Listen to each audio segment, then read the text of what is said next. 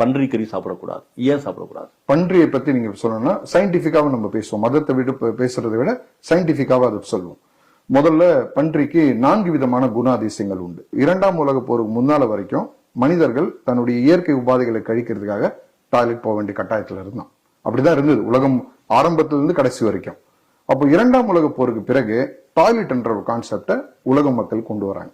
அப்போ இந்த மனிதனுடைய இயற்கை கழிவுகளை எடுக்கிறதுக்கு ஒரு உயிரினம் வேணும்னா இறைவன் அதை படைக்கிறார். அதனுடைய பர்பஸ் என்னன்னா என்விரான்மெண்ட் கிளீனர்.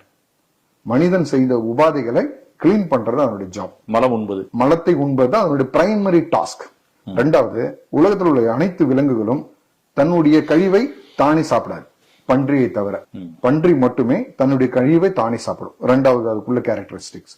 3வது கேரக்டரிஸ்டிக், அதுக்குள்ள உள்ள குடல் புழின்னு சொல்லக்கூடிய வார்ம் 1000 டிகிரி நீங்க செல்சியஸ்ல சூடுபடுத்தினாலும் கொதிநிலை கொண்டு வந்தாலும் இல்ல 10,000 டிகிரி நீங்க கொதிநிலை கொண்டு வந்தாலும் அந்த வார்ம்ஸ் அழியாது. அது குடலுக்குள்ள போச்சுன்னா அது குடல் புழுக்களாக மனிதனுக்கு உபாதைகள் ஏற்படுத்தும். ஒரே மிருகம் உலகத்துல சாப்பிட்டு 30 நிமிடங்கள்ல செரிமானம் ஆயிடும்.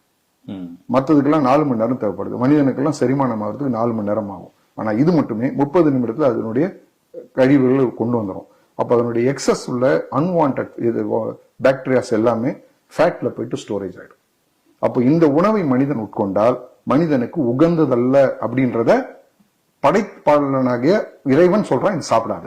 அவன் தான் படைக்கிறான். இதை விட முக்கியமானது, உலகத்தில் உள்ள எந்த மிருகங்களும் செய்யாத ஒரு விஷயத்த இந்த மிருகம் செய்யும். என்ன செய்யும்னா தன்னுடைய துணையுடன் கூடிட்டு மற்ற துணையை அழிச்சிட்டு வந்து அது பார்க்கும், வேடிக்கை பார்க்கும், அனுபவிக்கும். இந்த பண்பு ஷேம்லெஸ் அனிமல்னு சொல்றோம். முதல்ல